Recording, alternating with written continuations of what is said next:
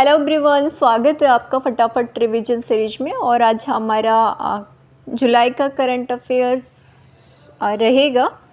आशा है आप सभी अच्छे होंगे, आपकी तैयारी ज़ोरों शोरों से चल रही होगी। और हम कोशिश करेंगे, अगर आपको ये रिवीजन में अगर आपको हेल्पफुल होता है तो आप कमेंट करके बताइएगा कि क्या हमने जो इंडिया का करंट अफेयर है क्या वो भी लाना चाहिए क्या। तो आइए स्टार्ट करते हैं, टाइम नहीं ख़राब करते हुए। हरिभाऊ किशनराव बांगड़े राजस्थान के नए राज्यपाल। ये राजस्थान के 35वें राज्यपाल है और राजस्थान उच्च न्यायालय के मुख्य न्यायाधीश मानेंद्र मोहन श्रीवास्तव के द्वारा इन्हें शपथ दिलाई गई है। और मूलतः ये औरंगाबाद महाराष्ट्र के निवासी और महाराष्ट्र विधानसभा के अध्यक्ष भी रह चुके हैं। इसी के साथ ही हम पढ़ते हैं कि राजस्थान के दो व्यक्ति हैं जिन्हें अभी हाल ही में नई राज्य की जिम्मेदारी दी है, जिसमें गुलाब चंद कटारिया जी को असम से स्थानांतरित करके पंजाब का राज्यपाल बनाया गया है और उन्हें चंडीगढ़ प्रशासक की भी जिम्मेदारी दी गई है। राजस्थान के वरिष्ठ भाजपा नेता ओम प्रकाश माथुर को सिक्किम के राज्यपाल नियुक्त किया गया है। बस इसमें इतना ही पढ़ेंगे। नेक्स्ट है, राजस्थान के लिए 9,959 करोड़ का रेल बजट आवंटित हुआ है। यह राजस्थान का अब तक का सर्वाधिक बजट आवंटन है। इसमें यात्री सुविधाओं में विस्तार के साथ ही सुरक्षा, रक्षा और इंफ्रास्ट्रक्चर पर फोकस किया जाएगा। अब तक क्या होता था, 682 करोड़ प्रतिवर्ष आवंटित होते थे, लेकिन इस बार 9,959 करोड़ आवंटित हुए। तो ये हमारे लिए तो बड़ी खुशखबरी की बात है। नेक्स्ट है, सूबेदार पवन यादव को कीर्ति चक्र से सम्मानित किया गया। झुंझुनू जिले के बोहाना के बड़बर गांव के निवासी सूबेदार पवन कुमार यादव को कीर्ति चक्र से नवाजा गया है। वर्तमान में 21वीं बटालियन माहर रेजिडेंट में तैनात सूबेदार पवन कुमार यादव को राष्ट्रपति भवन में 5 जुलाई 2024 को आयोजित अलंकरण समारोह में राष्ट्रपति द्रौपदी मुर्मू जी द्वारा सम्मानित किया गया है। नेक्स्ट है, 2 वीर शहीदों को शौर्य चक्र से सम्मानित किया गया है। तो इनका नाम विशेषतः ध्यान रखिएगा। शहीद मेजर मुस्ताफ वोहरा और मेजर विकास भांबू, इनको मरणोपरांत शौर्य चक्र से सम्मानित किया गया है। मेजर मुस्तफा बोहरा उदयपुर के तथा मेजर विकास भांबू हनुमानगढ़ के रहने वाले थे। ये अभी जो कानूनों में बदलाव हुआ है 1 जुलाई 2024 से, तो हमारे राजस्थान सरकार ने भी मुख्य महानगर मजिस्ट्रेट का पदनाम चेंज करके मुख्य न्यायिक मजिस्ट्रेट कर दिया है। बस इसमें इतना ही ध्यान रखना है। नेक्स्ट है, राज्य की 586 ग्राम पंचायतें टीबी मुक्त घोषित। भारत सरकार के केंद्रीय 6 अनुभाग के द्वारा राज्य की 586 ग्राम पंचायतों को टीबी मुक्त घोषित कर दिया गया है। 2025 तक टीबी मुक्त प्रदेश बनाने के लक्ष्य को अर्जित करते हुए चिकित्सा विभाग के द्वारा 2024 में 9,325 ग्राम पंचायतों में टीबी मुक्त ग्राम पंचायत अभियान आयोजित किया जा रहा है। उल्लेखनीय है, टीबी उन्मूलन प्रयासों को मजबूत करने के क्रम में प्रधानमंत्री नरेंद्र मोदी जी ने वाराणसी में आयोजित विश्व टीबी रोग दिवस समारोह में टीबी मुक्त पंचायत अभियान का शुभारंभ 24 मार्च 2023 को किया था। उल्लेखनीय है कि राजस्थान को वर्ष 2025 तक टीबी मुक्त बनाने के प्रयास के तहत टीबी मुक्त ग्राम पंचायत अभियान का तीसरा चरण डॉक्टर डे के अवसर पर 1 जुलाई 2024 को शुरू किया गया। नेक्स्ट है, जैसलमेर में सौर ऊर्जा संयंत्र का वर्चुअल उद्घाटन। 400 मेगावाट के सौर ऊर्जा संयंत्र का वर्चुअल उद्घाटन 24 जुलाई 2024 को किया गया है। और यह सौर ऊर्जा संयंत्र नवीकरणीय ऊर्जा उत्पाद में अग्रणी कंपनी रिन्यू द्वारा जैसलमेर में स्थापित किया जाएगा। तो इसमें हमने इतना ही ध्यान रखना है। नेक्स्ट है, यशस्वी सरपंच राज्य स्तरीय सम्मान समारोह। यशस्वी सरपंच राज्य स्तरीय सम्मान समारोह का आयोजन राजस्थान इंटरनेशनल सेंटर में 20 जुलाई 2024 को किया गया। इस अवसर पर मुख्यमंत्री भजनलाल शर्मा जी के द्वारा गांव के विकास के लिए उल्लेखनीय कार्य करने वाले 20 सरपंचों को सम्मानित किया गया। यह ध्यान रखने योग्य बात है कि यह समारोह राजस्थान पत्रिका और अल्ट्राटेक सीमेंट की पहल है। तो आप बताइएगा, एक दैनिक भास्कर ने भी पर्यावरण संरक्षण के संदर्भ में एक अभियान स्टार्ट किया है। अगर आपने याद है, आपने पढ़ा हो तो आप कमेंट करके बताइएगा। नेक्स्ट है, कोटा ग्रीनफील्ड एयरपोर्ट के लिए त्रिपक्षीय MOU। कोटा ग्रीनफील्ड एयरपोर्ट के विकास को लेकर भारतीय विमानपत्तन प्राधिकरण, नगरीय विकास विभाग एवं नागरिक उड्डयन विभाग के मध्य हुए त्रिपक्षीय MOU पर 9 जुलाई 2024 को हस्ताक्षर किए गए। तो इसमें हमने ध्यान रखना है कि किन किन ने इसमें साथ में MOU किया है। तो भारतीय विमानपत्तन प्राधिकरण, नगरीय विकास विभाग एवं नागरिक उड्डयन विभाग के मध्य हुआ है। नेक्स्ट है एक वृक्ष गो माँ के नाम अभियान का शुभारंभ। मिशन वन रक्षण 2024 के तहत एक वृक्ष गो माँ के नाम सघन वृक्षारोपण अभियान की शुरुआत मुख्यमंत्री भजनलाल शर्मा जी के द्वारा हिंगोनिया गो पुनर्वास केंद्र में 20 जुलाई 2024 को की गई।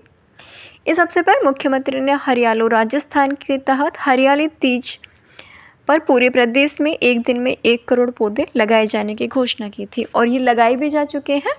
और इसके लिए हमारे जो राजस्थान का नाम है वो वर्ल्ड बुक ऑफ लंदन में भी रिकॉर्ड हुआ है और सम्मानित भी किया गया है इसमें। तो ये अच्छी पहल है और ऐसी ना वृक्षारोपण को लेके भी काफ़ी पहल स्टार्ट हुई है। तो मुझे भी लगता है कि हमने भी एक पौधे अपनी तरफ से लगाना चाहिए।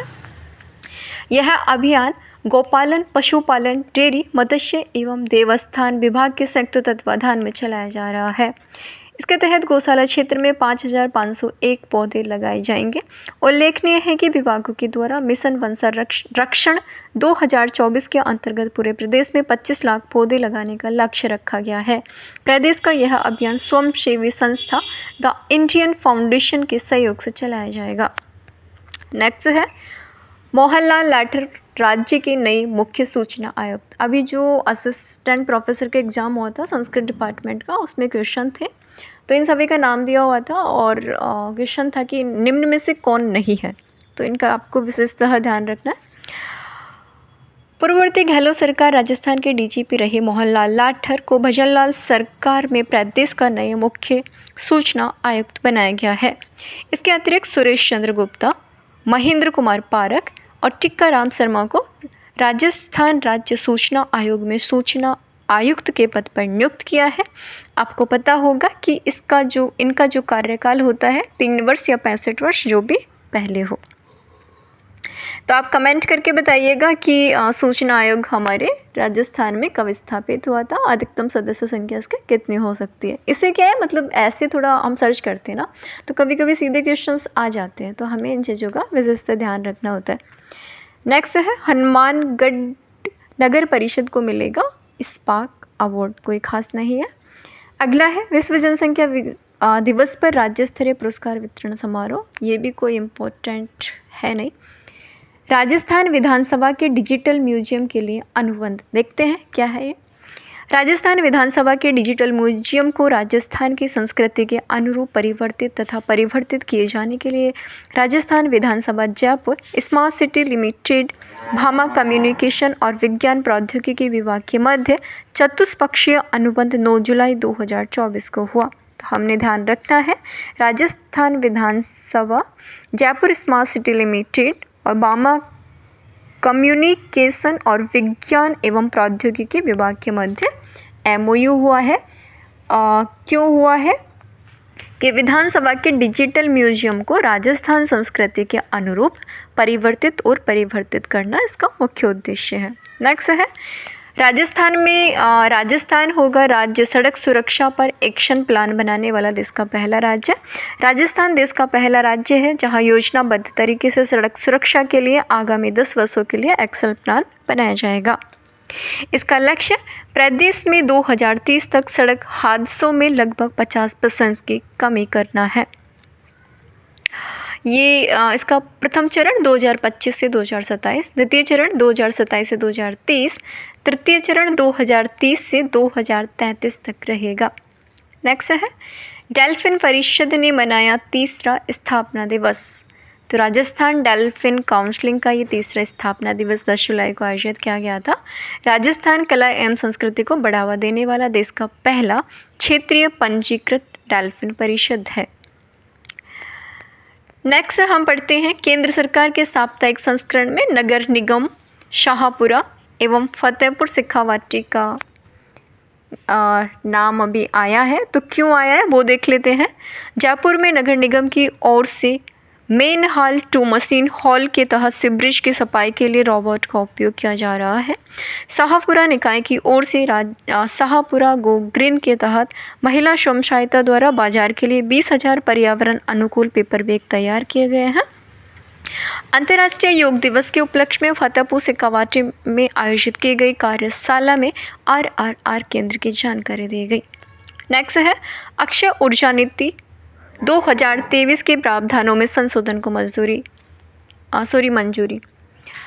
मुख्यमंत्री भजनलाल शर्मा की अध्यक्षता में 2 जुलाई 2024 को आयोजित राज्य मंत्रिमंडलीय बैठक में प्रदेश की विमानन क्षेत्र में आधारभूत ढांचे के विकास, बिजली क्षेत्र में आत्मनिर्भरता की दृष्टि से नियमों में संशोधन से जुड़े महत्वपूर्ण निर्णय लिए गए। तो ये संशोधन 2 जुलाई 2024 को किए गए हैं। नेक्स्ट है नागरिक विमानन नीति 2024 को मंजूरी। 2 जुलाई 2024 को ही इन्हें मिली है। तो आइए समझते हैं। प्रदेश में क्षेत्रीय हवाई संपर्क में सुधार करने तथा पर्यटन को बढ़ावा देने के उद्देश्य से नागरिक विमानन नीति 2024 को मंत्रिमंडल के द्वारा मंजूरी मिल गई है। यह नीति विमानन प्रशिक्षण सुविधाओं, विमानन रखरखाव सेवाओं को बढ़ाने तथा एरोस्पेस गतिविधियों को विकसित करने पर केंद्रित है। नेक्स्ट है चिकित्सा विभाग के वृक्षारोपण अभियान का शुभारंभ। इसका शुभारंभ 1 जुलाई 2024 को किया गया है और यह अभियान 1 जुलाई से 31 जुलाई तक संचालित होगा। इसके तहत राज्य के चिकित्सा संस्थानों में लगभग 1 लाख पौधे लगाए जाएंगे और 5 वर्षों तक रख रखाव की जिम्मेदारी चिकित्सा विभाग की रहेगी। नेक्स्ट है सम्राट पृथ्वीराज चौहान खेल महाकुंभ 2024। सम्राट इनका आयोजन अभी अजमेर नगर निगम के द्वारा किया गया है। इसमें 19 खेल शामिल है और लगभग 4,118 खिलाड़ियों ने भाग लिया है। प्रदेश की 8 सहकारी समितियों को उत्कृष्टता व श्रेष्ठता पुरस्कार मिला है। तो ये कोई खास क्वेश्चन नहीं है। नेक्स्ट है संपूर्णता अभियान में राजस्थान के 5 जिले शामिल। अब सबसे पहले देखिए कि संपूर्णता अभियान का लक्ष्य क्या है, तो उसको हम समझते हैं। इस अभियान के माध्यम से SDG के 6 प्रमुख संकेतकों की परिपूर्णता अर्जित करने के लिए कार्यक्रम आयोजित किए जा रहे हैं।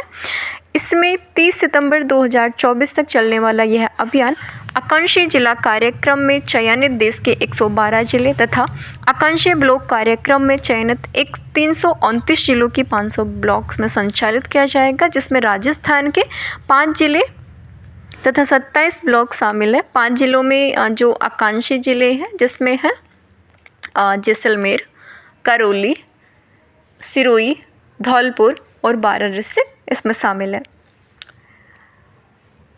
नेक्स्ट है युवा संसद कार्यक्रम, कुछ खास नहीं है। बाबा निरंजन नाथ महाराज, ये भी कोई अच्छा क्वेश्चन नहीं है। हाँ, अनायना सिंधवी को भारत से इंटरनेशनल डांस काउंसिल में यूनाइटेड नेशन के सदस्य के रूप में चयनित किया गया है। तो लगभग 13 मिनट हो गई है। अब 7 मिनट में हम नेक्स्ट पार्ट हमारा कल इसी टाइम आएगा और उसमें हम क्या करेंगे कि जो ये वन लाइनर है और कुछ ये पार्ट बचा हुआ है, जिसको लगभग हमारी कोशिश रहेगी कि हम 7 मिनट में इसे कंप्लीट करें।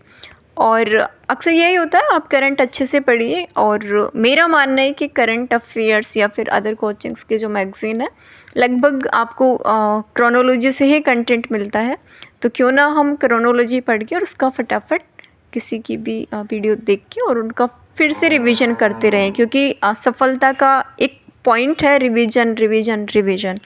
हम एक बार पढ़ लिए और रिवीजन नहीं करेंगे तो हमने याद ही नहीं रहेगा। बस रिवीजन करते रहिए। अच्छे लगे तो कमेंट करते रहिए और बने रहिए हमारे साथ। मिलते हैं नेक्स्ट वीडियो में। Thank you so much everyone.